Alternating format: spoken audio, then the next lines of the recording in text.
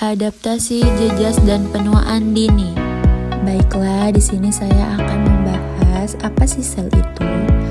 Unit terkecil yang menyusun semua makhluk hidup dan melakukan fungsi kehidupan dasar. Nah, setelah kita tahu apa itu sel, selanjutnya di sini saya akan menjelaskan mengenai adaptasi sel, yaitu merupakan kemampuan sel untuk beradaptasi terhadap perubahan rangsangan tertentu yang bersifat reversibel akibat suatu jejas atau injury. Bersifat reversibel dimaksudkan dengan perubahan yang dapat terjadi seperti semula. Selanjutnya, bagaimana sih cara sel beradaptasi? Nah, di sini ada 5 cara sel beradaptasi. Yang pertama, atrofi.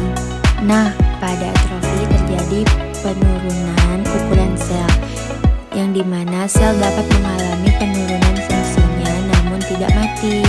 Nah, di sini saya mengambil contoh gambar tentang gejala otak, yang dimana kondisi tampak jauh mengecil dibandingkan ukuran normal.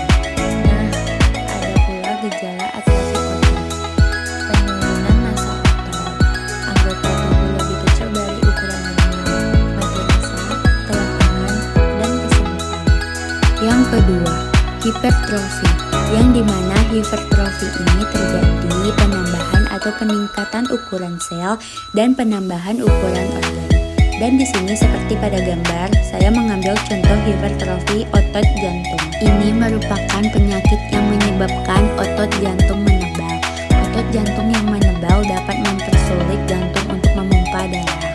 Lalu, untuk contoh lainnya, saya mengambil contoh orang-orang yang biasanya mengangkat beban berat, yang dimana untuk orang-orang yang biasanya mengangkat beban berat itu akan mengalami peningkatan atau penambahan ukuran sel, yang biasanya disebut dengan hipertrofi otot rangka. Yang ketiga, hiperplasia, yang dimana hiperplasia ini terjadi peningkatan jumlah sel dalam organ dan sering terjadi bersamaan dengan hipertrofi. Umumnya, hiperplasia ini terjadi pada sel yang mampu membelah dengan cepat. Contohnya yaitu sel epitel. Nah, di sini saya mengambil endotrium, yang dimana gambar pertama merupakan contoh endometrium normal, sedangkan gambar yang kedua merupakan hiperplasia endometrium. Selanjutnya yang keempat, metaplasia, yang dimana pada metaplasia ini terjadi perubahan satu jenis sel dewasa menjadi jenis sel dewasa lainnya yang lebih adaptatif.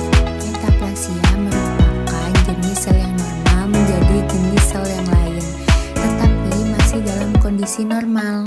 Meskipun metaplasia sendiri bersifat normal dan reversibel, beberapa jenis metaplasia, seperti metaplasia usus esofagus, dikaitkan dengan peningkatan dengan resiko kanker di masa depan, terutama jika dikaitkan dengan displasia, yang akan saya bahas selanjutnya.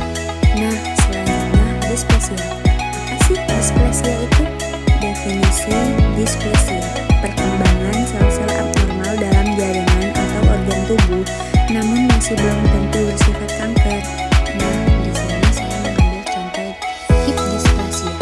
Apa sih hip displasia itu? Jadi, hip displasia itu merupakan kondisi ketika adanya perkembangan tulang yang abnormal pada bayi. Nah, kondisi ini menyebabkan ujung tulang paha keluar atau bergeser pada posisi normalnya, hingga tidak selaras dengan tulang pinggul, atau biasa disebut dengan dislokasi pinggul. Selanjutnya, saya akan menjelaskan tentang jejas. Apa sih jejas atau injury itu? Nah, jejas atau injury merupakan cedera pada sel yang terjadi ketika sel tidak mampu beradaptasi terhadap rangsangan eksternal atau internal yang melebihi batas kemampuannya.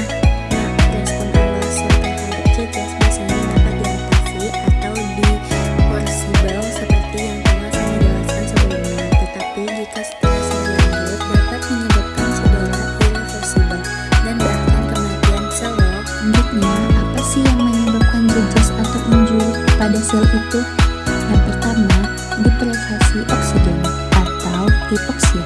Hipoksia merupakan kondisi di mana kurangnya oksigen dalam sel yang menyebabkan kerusakan organel sel dan membran sel. Lalu yang kedua, faktor kimia. Bahan kimia berbahaya seperti racun, alkohol, dan obat-obatan dapat menyebabkan kerusakan sel.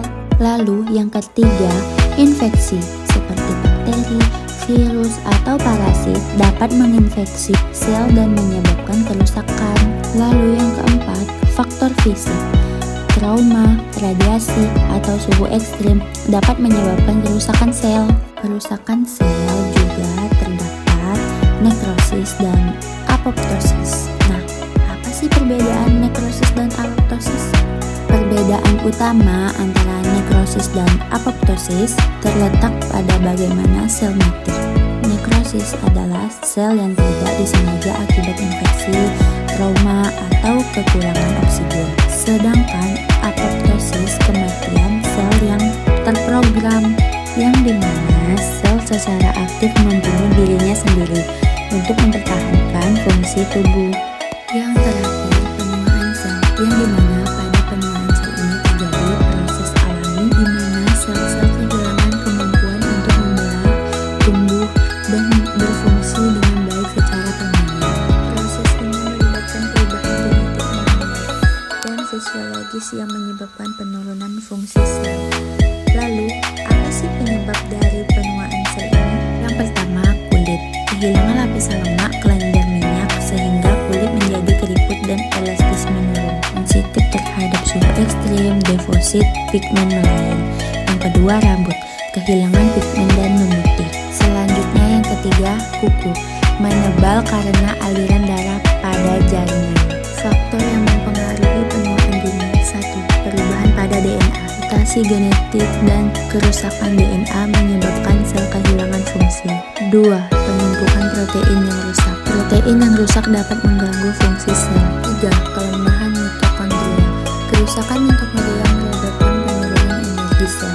Yang keempat, perubahan pada membran sel. Perubahan membran sel menyebabkan penurunan kemampuan untuk beradaptasi.